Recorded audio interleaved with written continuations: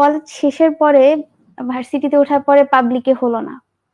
এটা যেটা হয় আমাদের সবারই একটা ইচ্ছা থাকে বুয়েটে পড়ার সায়েন্সে। তো বুয়েটে যখন হয় না তখন আর আমার স্বপ্নই ছিল সিএসসি পড়বো। আর কোনটাই পড়ার ওরকম ইচ্ছা ছিল না। তো পরে হচ্ছে একদম ভেঙে পড়ি। কি করব? তখন মনে হয়েছিল যে জীবনে আর বাঁচা সম্ভব না। তো পরে আম্মু বলল, "তুমি ইস্ট ওয়েস্টে এপ্লাই করো। বাসার কাছে আছে, ইউনিভার্সিটিটাও ভালো। যদি হয় ওখানে ভর্তি হও।"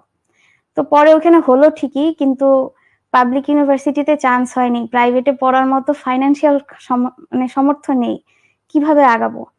এই কারণে ভর্তি হচ্ছিলাম না, যে এটা চালানো সম্ভব হবে না। পরে বললাম যে, "আম্মু আমি আর পড়াশোনাও করতে চাই না, বাঁচতেও চাই না। কোনো কিছুর দরকার নেই এখন আর জীবনে। হবে না।" তো পরে আমার মা খুব জোর করলেন যে, "না, আমি এত দূর তোমাকে নিয়ে আসছি, আমি হার মানবো না। তুমি ভর্তি হও। যা হবে দেখা যাবে।" পরে আমাকে জোর করে নিয়ে যেয়ে যখন ইস্ট ওয়েস্টে ক্লাস শুরু হয়ে যায় আমার সেমিস্টারে, তখন আমার মা তার মানে ছোটখাটো যা সোনাদানা ছিল সব বিক্রি করে দিয়ে আমাকে ভর্তি করলেন 1 সেমেস্টার ফি দিয়ে। ভর্তি করার পরে তখন হচ্ছে আমি ক্লাস শুরু করি, পড়া শুরু করি এবং আমি জানতাম আমার নেক্সট সেমিস্টার ফি দেওয়ার মতো সামর্থ্য নেই। আমি কোনোভাবেই পারবো না। এটা মানে অসম্ভব ব্যাপার। পরে আমাদের যে তৎকালীন যে চেয়ারপারসন ছিলেন আমাদের ডিপার্টমেন্টের, ডক্টর আহমেদ ওয়াসিফ রেজা স্যার, তাকে যে আমার মা আর আমি বললাম, "স্যার এরকম আমার পড়ার খুব ইচ্ছা কিন্তু আমার সামর্থ্য নেই। এখন কি করা যায়?"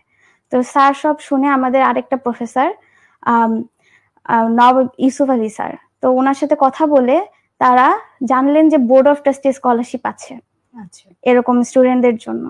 তো তখন তারা আমাদের একজন বোর্ড অফ ট্রাস্টি ছিলেন রাজিয়া সামাদ ম্যাম, তার সাথে যোগাযোগ করেন। তো ম্যাম আমাকে ডাকেন, কথা বলেন।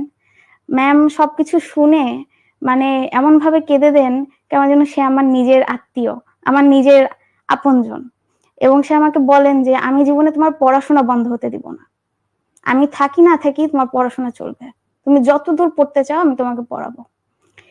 কিন্তু দুর্ভাগ্যবশত 2019 সালের নভেম্বরে উনি মারা যান। তখন হচ্ছে আমি সেকেন্ড ইয়ারে পড়ি, সেকেন্ড ইয়ার 6 সেমেস্টার। তো তখন উনি প্রায় শেষের দিকে। হ্যাঁ, শেষের দিকে। তো উনি হঠাৎ করেই মানে এরকম ভাবে চলে গেলেন। তখন আমার মনে হলো যে আমার দুনিয়া আবার শেষ। এখন আমি কিভাবে চলবো? কিন্তু ম্যাম আসলে এত ভালো একজন মানুষ ছিলেন এবং সে মেয়েদের পড়াশোনার প্রতি এত বেশি অ্যাক্টিভ ছিলেন আর সাপোর্টিভ ছিলেন যে সে তার সন্তানদের সালমা সামাদ ম্যাম আর ডক্টর জয় সামাদ স্যার ওনাদেরকে পার্সোনালি বলে গিয়েছিলেন যে ওই মেয়েটা আমার আন্ডারে পড়ে, সে ইউএসএ তে ট্রিটমেন্টে গিয়েছিলেন।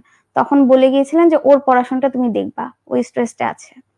তো পরে যখন ম্যামের ইন্তেকাল হয়, আল্লাহ তাকে জান্নাতবাসী করুক, সে অসম্ভব ভালো একজন মানুষ ছিলেন। এরপরে তার মেয়ে সালমা সামাদ ম্যাম আর জয় সামাদ স্যার, তারা দুইজনই আমার সাথে যোগাযোগ করে এবং বলে, "তুমি কোনো টেনশন করবে না, তুমি পড়াশোনা চালিয়ে যাও, আমরা আছি।" এবং এরপরে আমাকে তারা 4th ইয়ার পর্যন্ত একদম টানা স্কলারশিপ দিয়ে দেয়।